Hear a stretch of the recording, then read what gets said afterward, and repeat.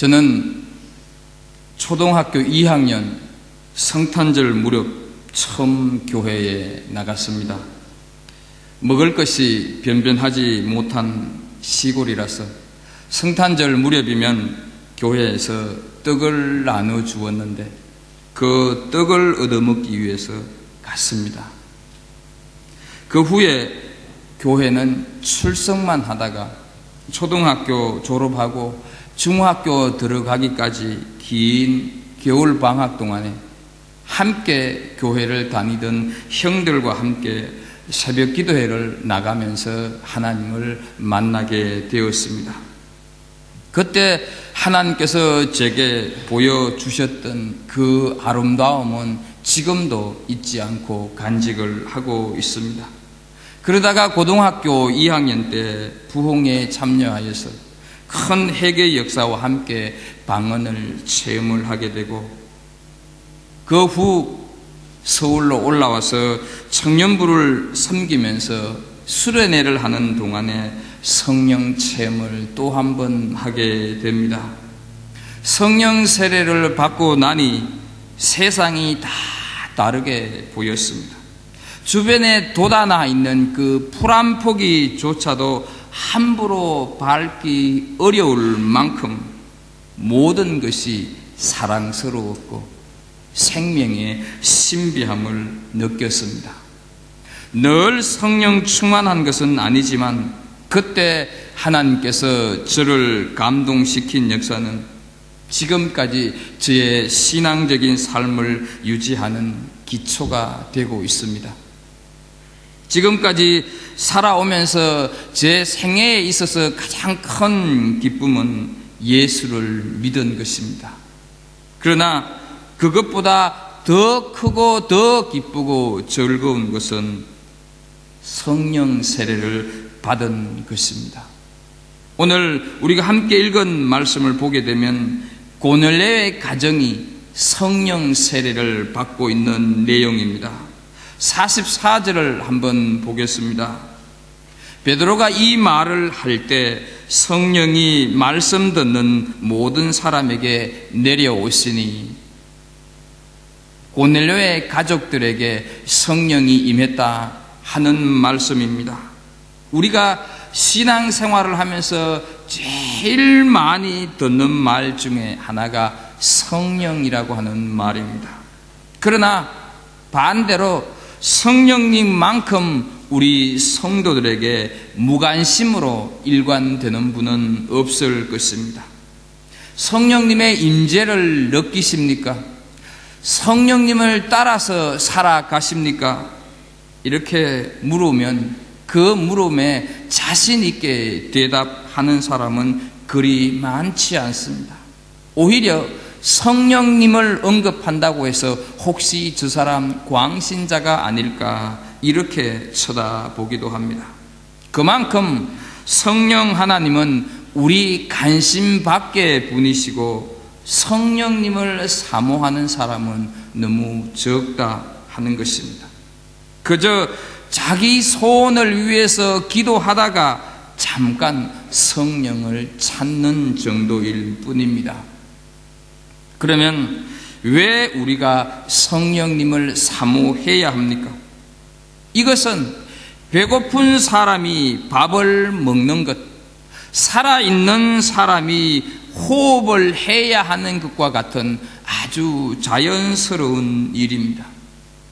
거듭났다고 한다고 하면, 내가 진실로 중생한 사람이라고 한다면 성령님을 사모하게 되어 있습니다. 왜 그렇습니까? 내 영이 살아있기 때문입니다. 그래서 성령으로 인하여서 계속 내 영의 풍성이 채워지지 않으면 나는 견딜 수가 없기 때문에 우리는 성령님을 사모하고 있어야 하고 사모해야 한다 하는 것입니다. 혹시 여러분 삶의 의미나 의욕이 생기지 않고 뭔가 모르게 괜히 짜증이 나고 일은 부지런히 하는데도 힘만 들 뿐 손에 잡히는 것은 없고 마음속에는 온갖 생각들로 가득 차 있고 어느 순간에 기도는 잘 되지 않고 예배를 드리기는 하지만 뭔가 모르게 마음이 답답하다, 이런 생각은 들지 않습니까? 그 이유는 바로 우리가 영에 눌려 있다 하는 사실입니다. 성령은 계시는데 내가 성령 충만하지 않아서 그렇다 하는 것입니다.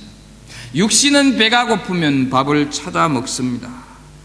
목이 마르면 물을 마십니다. 숨을 쉬기 위해서 계속 우리는 호흡을 합니다. 마찬가지로 내 영혼이 성령으로 충만하지 않으면 우리 안에는 계속해서 갈급함이 일어날 수밖에 없다 하는 사실이죠. 그래서 우리는 오늘 이 시간에 성령 하나님이 내 속에 오시기를 초청하실 수 있는 시간이 되기를 간절히 바랍니다.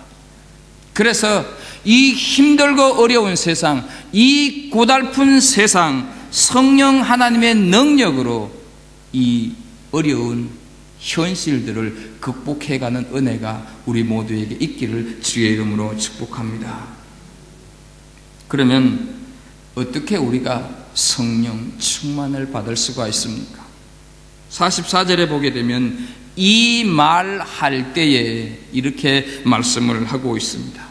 이 말이라고 하는 것은 10장 33절부터 시작된 베드로의 설교를 의미합니다. 베드로가 설교를 할 때 성령이 충만히 임했다 하는 사실입니다. 그러면 여러분, 도대체 베드로의 설교의 내용이 무엇이간데 그때 성령이 임했을까 하는 의문이 우리에게는 충분히 생깁니다. 베드로의 설교의 내용을 보게 되면 만유의 주 되신 예수 그리스도께서 화평의 복음을 전하기 위하여서 이 세상에 오셨다. 그리고 그 예수님께서 고난받으시고 십자가에 죽으시고 3일 만에 부활하셨다. 그리고 이 부활하신 모습을 본 제자들이 부활의 증인이 되었다. 이렇게 설교하는 것이 베드로의 설교 내용의 전부입니다. 설교 내용을 가만히 보게 되면 다른 것 말하지 않고 오직 예수 그리스도를 말씀하고 있다 하는 것을 알 수가 있습니다. 결국 성령님은 예수 그리스도를 드러낼 때, 예수 그리스도를 선포할 때 거기에 성령님께서 임하신다 하는 것을 알 수가 있습니다. 베드로는 예수님과 함께 살았던 제자입니다.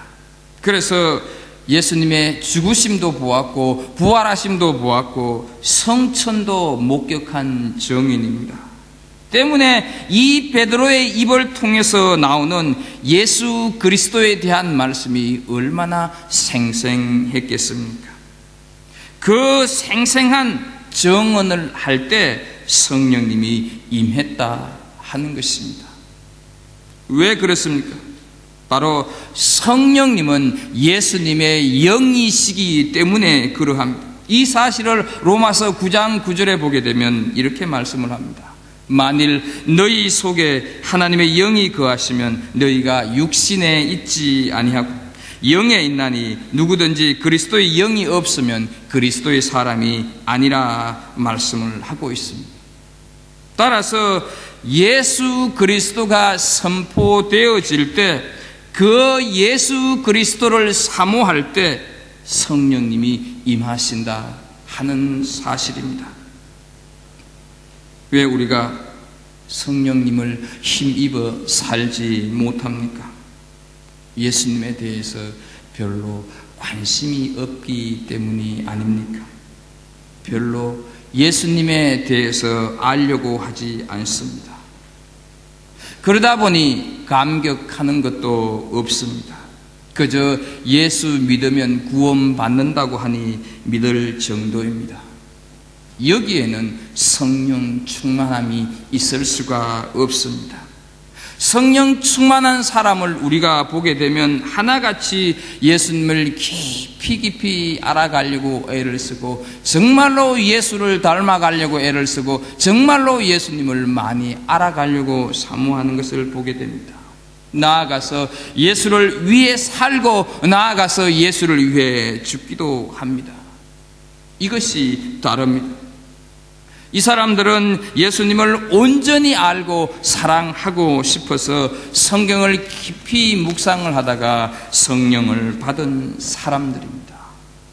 그래서 여러분, 우리가 성령 충만을 원한다고 하면 하나님, 저에게도 성령 충만을 주십시오, 이렇게 소망하고 기도하는 것보다 먼저 성경을 펴놓고 하나님이 누구신지, 예수 그리스도가 누구신지, 왜 예수 그리스도가 오셨는지, 왜 예수 그리스도가 죽으셔야 했는지, 그 예수 그리스도와 나하고는 무슨 상관이 있는지 다시 한번 우리는 고민하면서 말씀 앞에 묵상하는 시간이 있어야 할 것입니다.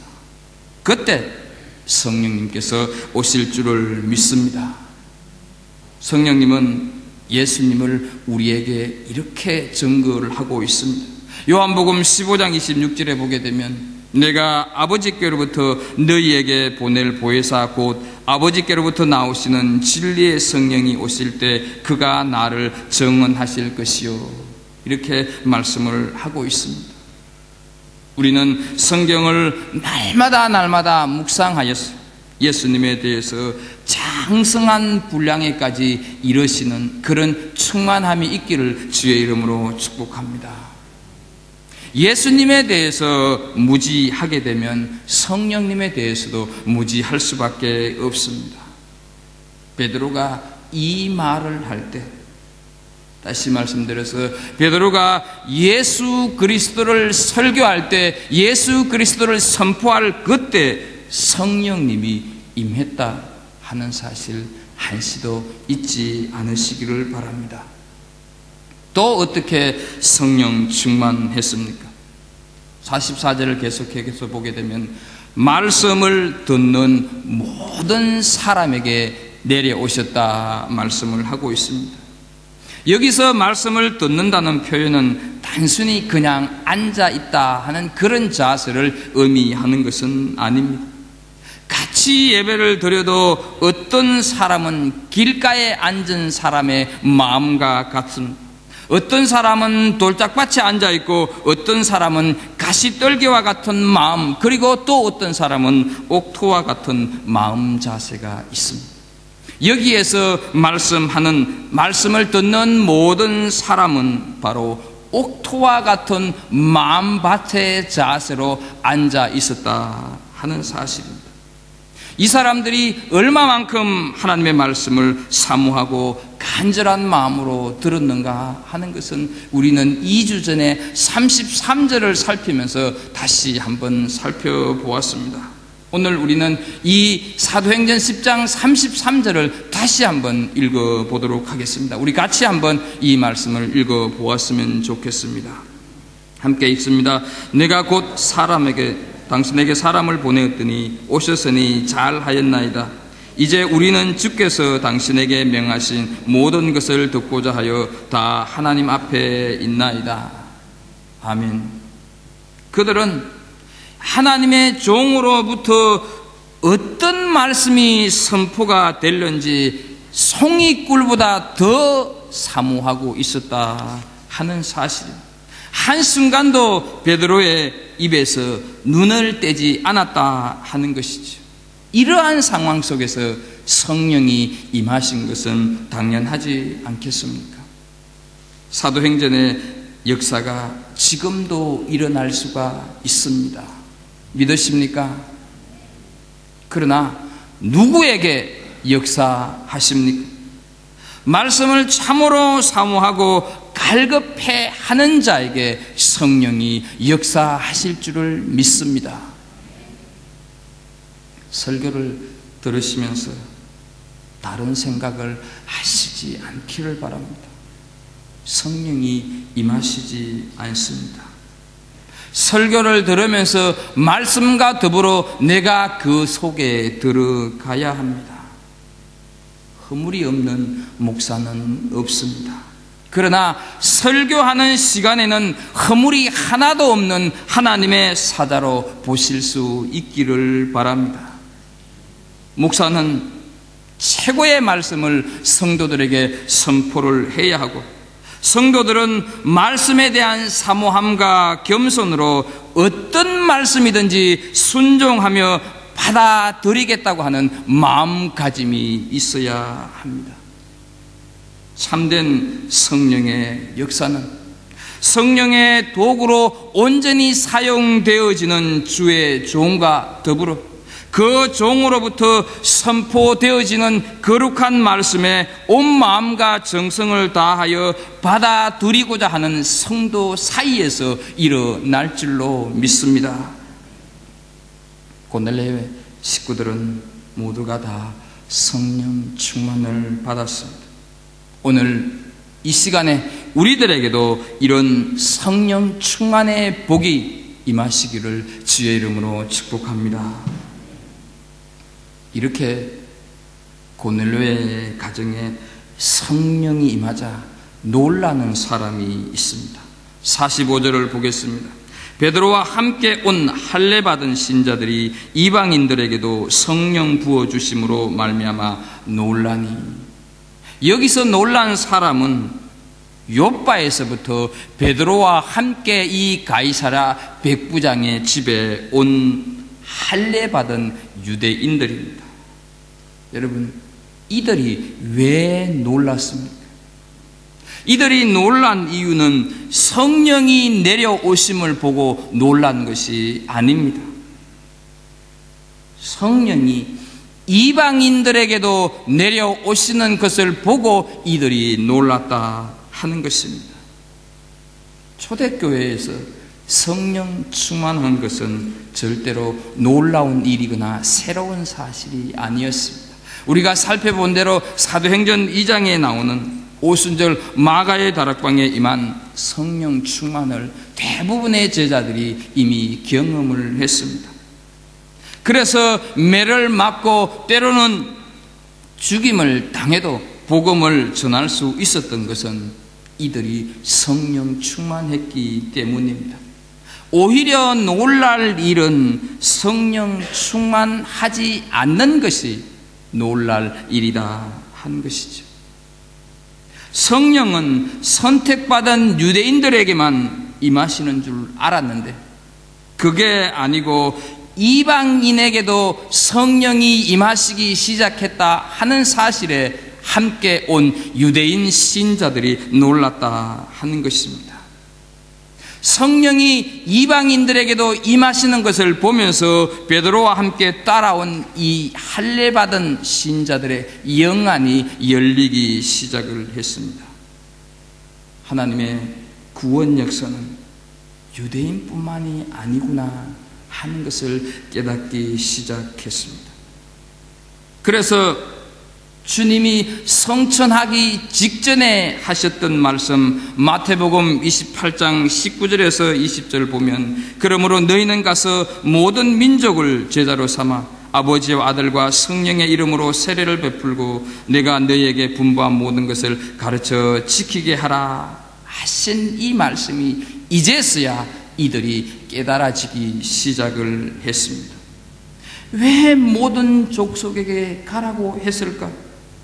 유대인만 구원받으면 되는데 선민인 우리만 구원받으면 될 텐데 이런 생각을 하고 있었는데 성령이 이방인에게도 임한 것을 보면서 영안이 열리기 시작을 하자 그때 예수님께서 하신 말씀이 바로 이런 사실을 두고 하시는 말씀이구나. 그 말씀이 이해가 되기 시작을 했습니다. 말씀이 이해가 되기 시작하니까 말씀이 체험되었고 그래서 놀라는 것입니다. 사랑하는 성도 여러분, 성령은 이렇게 우리의 고정관념과 잘못된 생각을 변화시킵니다. 성령 충만하다고 해서 하루아침에 우리가 도덕적으로 윤리적으로 온전한 그리스도인이 되는 것은 절대로 아닙니다. 그러나 성령 충만하면 분명한 한 가지 사실, 내가 변한다 하는 사실입니다. 베드로를 따라온 신자들의 생각을 변화시키는 것처럼 나의 깨지지 않은 자아를 깨뜨리십니다. 굳은 내 인생 철학을, 그리고 완고한 내 고정관념을 변화시킬 줄로 믿습니다. 우리가 날마다 매 순간 성령을 사모해야 하는 이유가 바로 여기에 있다 하는 것입니다.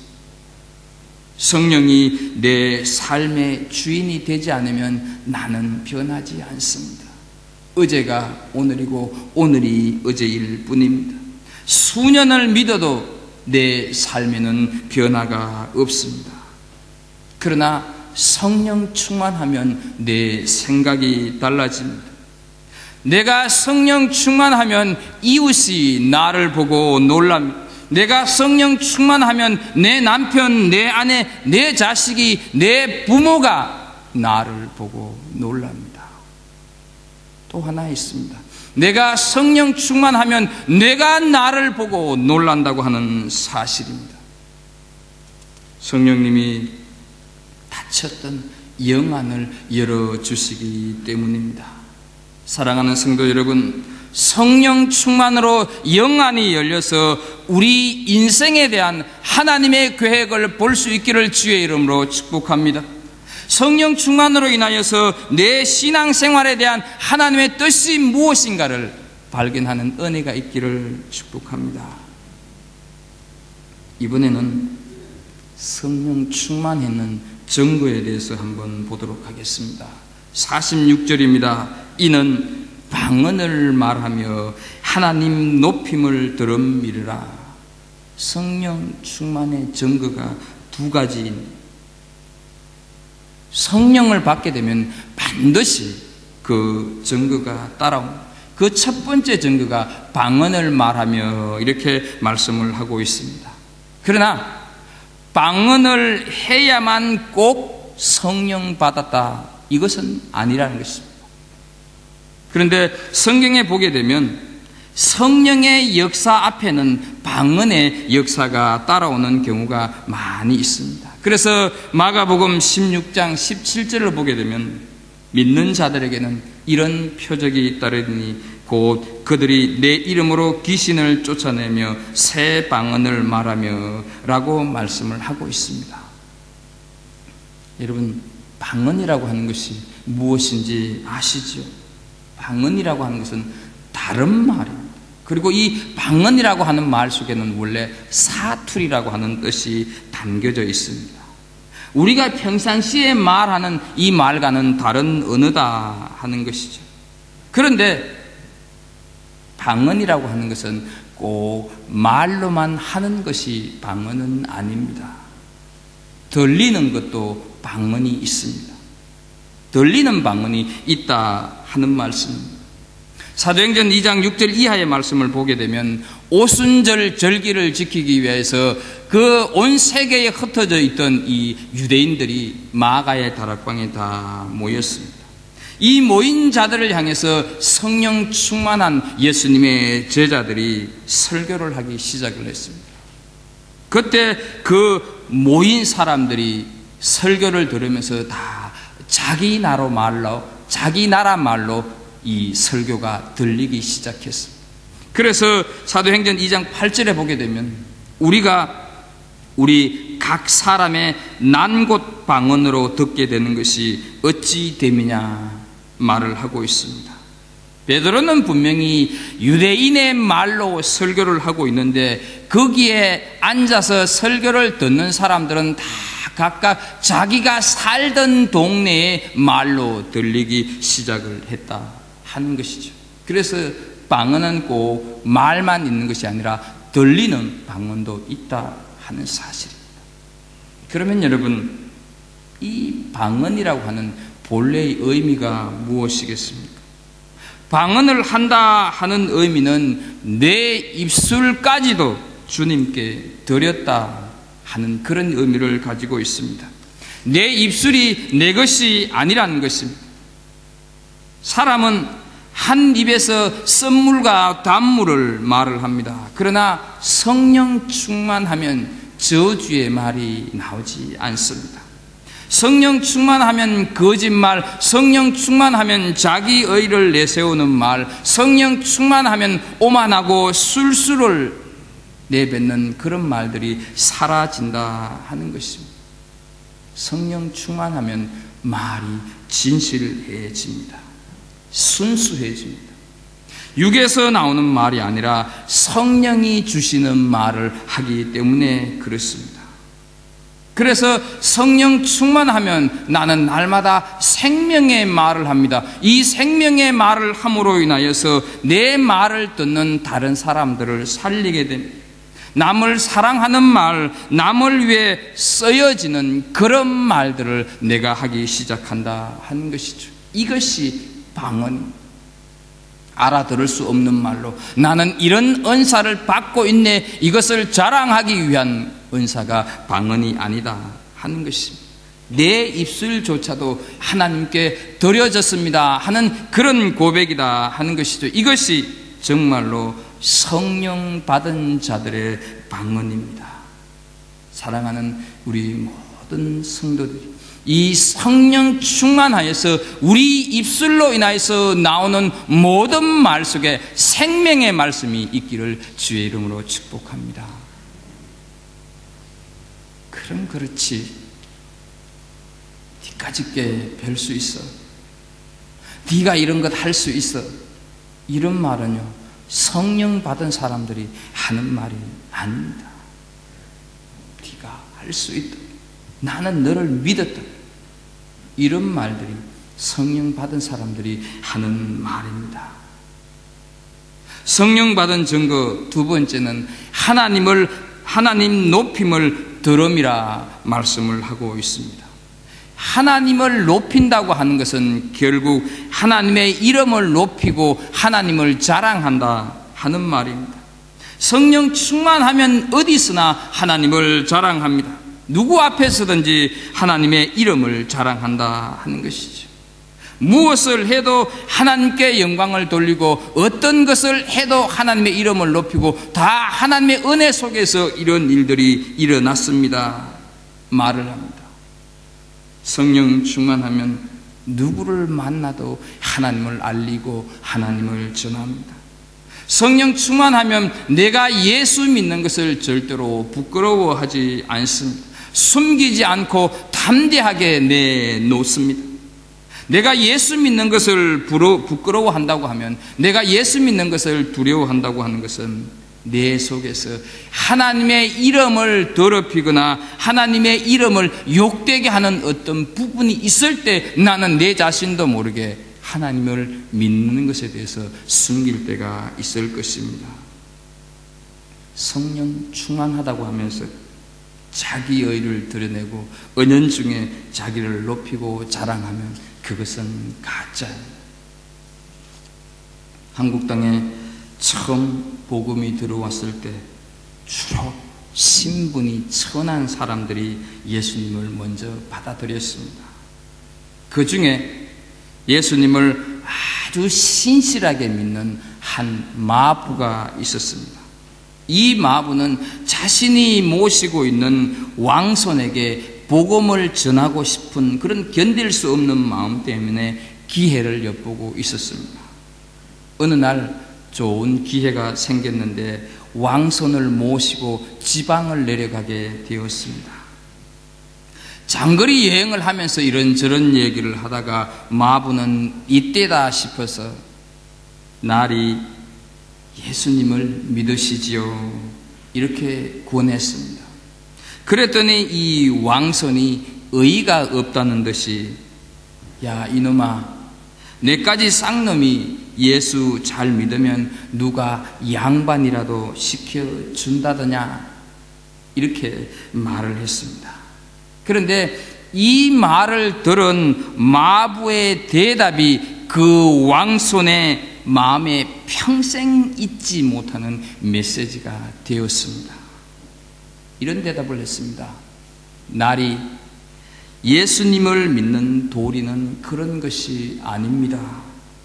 제가 예수님을 더 잘 믿으면 마부 노릇을 더 잘 해야 합죠. 이런 말을 했습니다. 우리는 은연중에 하나님께 투정하듯이 하나님, 제가 이렇게 예수를 잘 믿는데 언제 왕손을 시켜주실 것입니까? 말을 합니다. 자기를 높여달라는 것이죠. 그러나 신앙은 그게 아닙니다.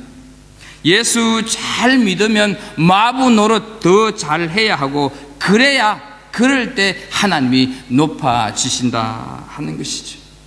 하나님의 이름을 높이는 것, 이것이 성령 받은 증거인 줄로 믿습니다. 성령 충만의 증거 앞에 베드로는 세례 베풀기를 주저하지 않았습니다. 47절, 48절을 보면 이에 베드로가 이르되 이 사람들이 우리와 같이 성령을 받았으니 누가 능히 물로 세례 베품을 금하리요 하고 명하여 예수 그리스도의 이름으로 세례를 베풀라 하니라. 요즘 말로 하면 물 세례를 베풀도록 베드로가 말을 했다는 것입니다. 물 세례는 세례 요한이 예수님에게 베푼 그 세례입니다. 그런데 그 세례 속에는 회개와 구원의 표시가 담겨져 있습니다. 예수님은 죄인이 아니기 때문에 세례를 받으실 필요가 없었지만 모든 인류의 죄를 대속해야 하셨기 때문에 세례를 받으셨습니다.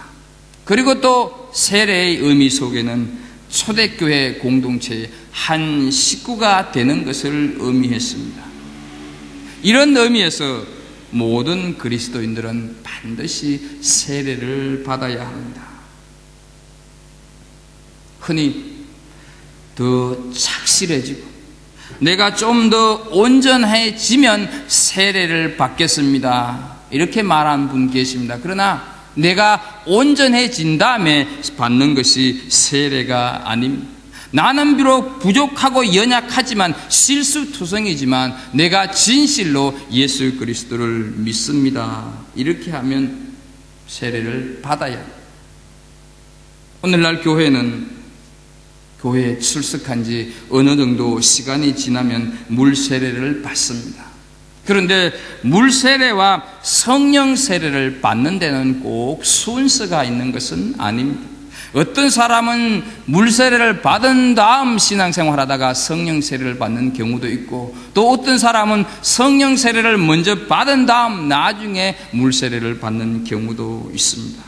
본문은 이 고넬료의 가족들이 먼저 성령 세례를 받은 다음에 물 세례를 받는 것으로 표현이 되고 있습니다.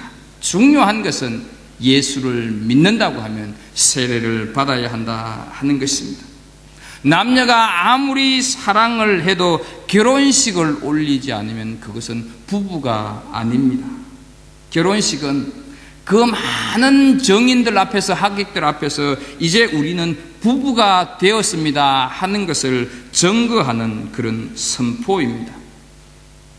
세례는 내가 만민 앞에서, 많은 사람들 앞에서 내가 예수 믿는 사람입니다 하는 것을 선포하는 것입니다. 그래서 세례받는 것은 결혼식과 같은 의미입니다. 만일 세례를 안 받겠다고 말을 한다고 하면 나는 아직도 예수를 믿지 않는다 하는 말과 같습니다. 여러분, 여러분들이 세례를 받은 날을 기억하고 계십니까? 여러분들이 세례를 받던 그 영광스러움과 그 감동이 아직까지도 여러분들이 신앙생활 하는데 영향을 주고 있습니까? 말씀을 정리합니다. 왜 우리가 성령 세례를 받아야 합니까? 우리는 구원을 받으면 하나님의 자녀가 됩니다. 그러나 하나님의 자녀가 되었어도 우리에게는 능력을 받은 것이 아닙니다. 성령 세례를 받아야만 능력을 받게 되는 것입니다. 예수님의 제자들을 보게 되면 구원은 받기는 했었지만 성령 세례를 받기 전에는 아무것도 하지 못하는 존재들이었습니다. 도망가고 무서워했고 어떤 위기 앞에 닥쳤을 때 다 두려워했고 공포에 사로잡혔던 제자들이었습니다. 그러나 놀랍게도 성령을 받은 후에 그들의 삶이 변하고 있는 것을 성경을 통해서 보게 됩니다. 이것이 바로 물 세례와 성령 세례의 차이입니다. 따라서 우리는 내가 하나님의 자녀가 되었다고 하는 그 인침을 받는다고 하는 표현인 물 세례를 분명히 받아야 합니다. 그러나 물 세례로 만족하는 신앙생활을 해서는 안 됩니다.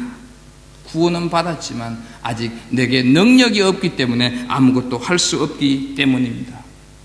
성령 세례를 받아야 된다 하는 것이죠.